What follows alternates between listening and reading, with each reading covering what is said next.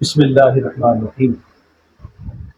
حاضرین و سامعین، معاشرے کے موجودہ حالات کے سدھار کے لیے ایک بڑا ہی اچھا نسخہ ہے خوف خدا، یعنی اللہ کے حضور حاضری کا خوف رکھنا اور اللہ سے ملاقات کا شوق رکھنا۔ یعنی یہ خوف اور شوق جب مل جائے تو پھر یہ آدمی میں ایسی ہمت اور ایسا جذبہ پیدا کرتے ہیں کہ گویا یہ حقیقت ہے کہ یہ ایک چھپی ہوئی طاقت ہے، اور جس انسان کو یہ طاقت نصیب ہو جائے اس سے ایسے ایسے ناممکن کام ہو جاتے ہیں کہ عقل دنگ رہ جاتی ہے، اور تاریخ ایسے واقعات سے بھری پڑی ہے۔ آئیے قرآن مجید سے سنتے ہیں۔ سورہ بقرہ میں اللہ پاک نے ایک واقعہ ذکر فرمایا ہے۔ حضرت طالوت رحمۃ اللہ تعالیٰ علیہ، حضرت طالوت رحمۃ اللہ تعالیٰ علیہ بنی اسرائیل کے بادشاہ تھے، اور آپ کو حکم ہوا کہ آپ جالوت کے خلاف جنگ کریں، جہاد کریں۔ اب جالوت جو تھا وہ بڑا ظالم، جابر اور بہت وسیع فوج رکھنے والا بادشاہ تھا۔ طالوت رحمۃ اللہ تعالیٰ نے حکم الہی پا کر جہاد کے لیے روانہ ہو گئے۔ راستے میں تھے کہ اللہ پاک کو آپ کا امتحان لینا مقصود ہوا، لہذا آپ کو بتایا گیا کہ آگے ایک نہر آئے گی اور پیاس کی شدت غلبہ کرے گی، تو جو لوگ پانی پیئیں گے ان کو آپ گھر بھیج دیجیے گا، وہ جہاد نہیں کریں گے اور باقی آپ کے ساتھ جائیں گے۔ چنانچہ ایسے ہوا، آگے نہر آئی، نہر میں سے شدت پیاس کی وجہ سے کچھ لوگوں نے پانی پیا، اکثریت نے پانی پیا۔ اب جنہوں نے پانی پیا، آپ نے عین حکم الہی کے مطابق ان کو واپس ان کے گھر بھیج دیا۔ اب جو باقی بچے جہاد کے لیے وہ تھے 313۔ اب یہ غور کیجئے، یہ 313 افراد اور سامنے جالوت بادشاہ کی کثیر فوج۔ اب ان میں سے جو اکثریت تھی وہ ان کے دل بھی لرز گئے کہ یار ہم تو بہت تھوڑے سے ہیں اور یہ تو بہت زیادہ ہیں، تو یہ کیسے ہوگا؟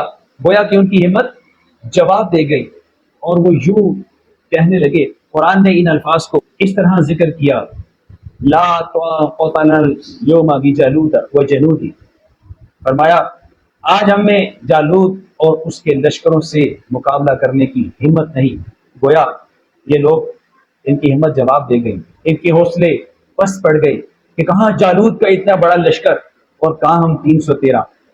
لیکن اب غور کرنے کی بات ہے، انہی 313 میں سے کچھ لوگ ایسے بھی تھے کہ جن کے وصف کو اللہ نے ان الفاظ میں بیان فرمایا، الذین یظنون انہم ملاقو اللہ، یعنی وہ لوگ تھے جو اللہ سے ملاقات کا یقین رکھتے تھے، جن کے دل میں یہ یقین تھا کہ بروز قیامت رب سے ملاقات ہونی ہے، اور یہ خیال ان پہ چھایا ہوا تھا، یہ خوف خدا رکھنے والے تھے۔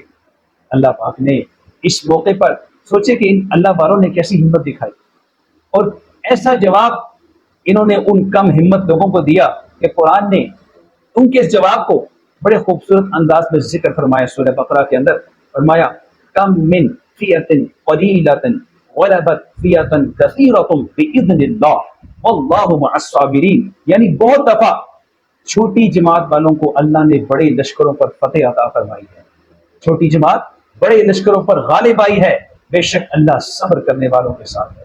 یعنی گویا کہ ہم 313 ضرور ہیں، مگر اور جالوت کا لشکر بھی بڑا طاقتور ہے، بہت ظالم بادشاہ ہے، لیکن اللہ پاک کی قدرت یہ ہے کہ وہ ہمیشہ چھوٹے لشکروں کو بڑے بڑے لشکروں پر فتح عطا فرماتا ہے، لہذا ہمت سے کام کرو۔ ان کی یہ نصیحت ایسی کام کر گئی کہ ان 313 نے وہ کارنامہ کیا کہ رہتی دنیا تک یاد کرے گی، اور اللہ رب العالمین نے پھر ان کا یہ وصف کتنے خوبصورت انداز میں بیان فرمایا کہ یہ وہ لوگ ہیں جو اللہ سے ملاقات کا یقین رکھتے ہیں۔ اور یہ جو بات، جو نقطہ میں آپ کو سمجھانا چاہ رہا تھا کہ اس ایک نقطے نے، اللہ سے ملاقات کے یقین نے ان کی ہمت اور حوصلے کو کتنا بلند کر دیا، ان میں کیسی طاقت آ گئی کہ انہوں نے کیسا عظیم کارنامہ سر انجام دیا۔ سبحان اللہ، سبحان اللہ۔ خوف خدا قیامت کے دن بارگاہ الہی میں حاضری کا خوف یہ آدمی کو ہمت دیتا ہے، حوصلہ دیتا ہے، جس سے انسان بڑی بڑی مشکلات سے نکل آتا ہے۔ ابھی حالیہ ہم محرم الحرام ابھی جاری و ساری ہے، ہم واقعہ کربلا بیان کر رہے ہیں آج کل تسلسل کے ساتھ۔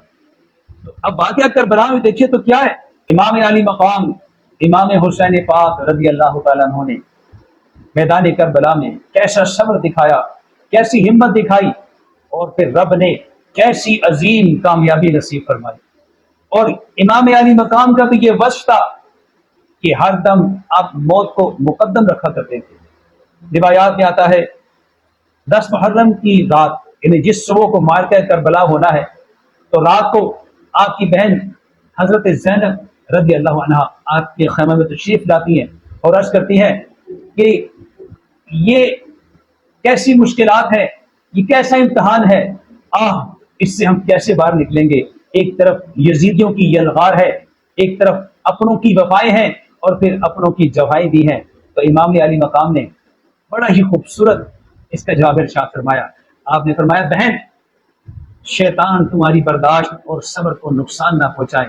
زمین میں رہنے والے ہر ایک نے ایک دن موت کے گھاٹ اتر جانا، یہاں تک کہ آسمان والوں کو بھی موت سے پناہ نہیں، بقا ہے تو صرف رب تعالیٰ کو ہے۔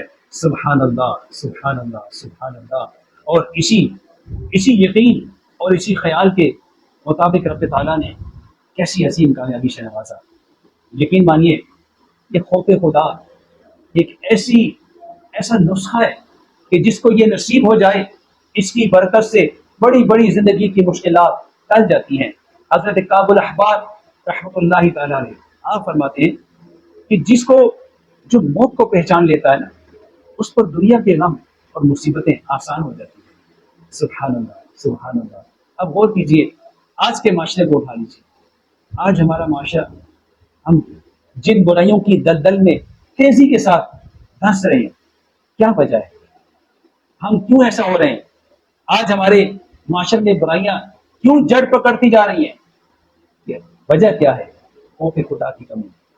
آج ہمارا معاشرے اس میں صرف اگرچہ میں یہ نہیں کہہ رہا کہ صرف ایک یہی مسئلہ ہے، گناہوں کے اسباب اور بھی بہت ہیں، لیکن یہ ایک میجر مسئلہ ہے، ایک اہم مسئلہ ہے۔ اگر یہ والی سعادت ہمیں نصیب ہو جائے تو بہت سارے گناہوں سے گناہ ختم ہو سکتے ہیں، ہمارے برائیوں کے گناہوں کے اڈے ویران ہو سکتے ہیں۔ اب ذرا غور کیجئے نا، شرابی شراب کیوں پیتا ہے؟ خوف خدا نہیں ہے۔ بدکاری کی طرف آدمی کیوں جا رہا ہے؟ اسے اللہ کا خوف نہیں ہے۔ نان سٹاپ ہر روز چوری چوری چوری، کیوں چوریاں ہو رہی ہیں؟ خوف خدا نہیں ہے۔ اور خوف خدا کی کمی کی وجہ سے ہی یہ جوئے کے اڈے چلتے ہیں، دوسروں کو ناحق قتل کیا جا رہا ہے، غیبتیں ہو رہی ہیں، آنکھوں کے گناہ ہو رہے ہیں، جھوٹ چغلی، غیبتیں، وعدہ خلافی، یہ سب خوف خدا کی کمی ہے۔ گھر گھر میں جنگ ہو رہی ہے، محض اللہ کے خوف نہیں ہے۔ تو غرض کیا ہے؟ نقطہ میرا یہ ہے، اور اس مسئلے کی چابی بھی یہ ہے کہ اگر میں اور آپ یہ چاہتے ہیں کہ ہمارا یہ معاشرہ مثالی معاشرہ بن جائے، تو ہمیں خوف خدا کو اپنے اندر پیدا کرنا ہوتا ہے۔ اب یہاں ایک اور سوال پیدا ہوتا ہے کہ یہ خوف خدا کی رٹ تو لگا رہے ہیں، لیکن یہ خوف خدا کیسے پیدا ہوگا؟ اس کی بھی کوئی بیان ہونا چاہیے کہ خوف خدا کیسے پیدا ہوگا۔ تو یاد رکھیے، خوف خدا ہمیشہ اس صورت میں پیدا ہو سکتا ہے کہ جب انسان ہر دم اپنے خاتمے کو یاد رکھے۔ مجھے وقت کی کمی ہے، جی تو چاہتا ہے کہ میں اس حوالے سے بھی کچھ آپ کو بیان کروں، لیکن وقت اجازت نہیں دیتا۔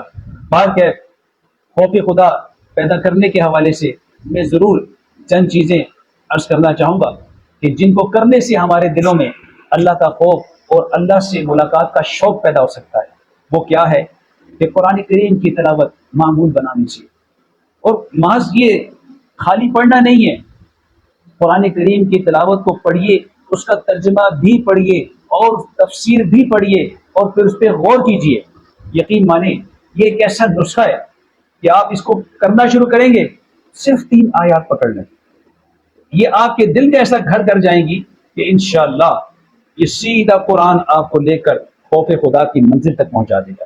اللہ مجھے اور آپ کو خوف خدا کی سعادت نصیب فرمائے. آمین بجاہ خاتم النبیین.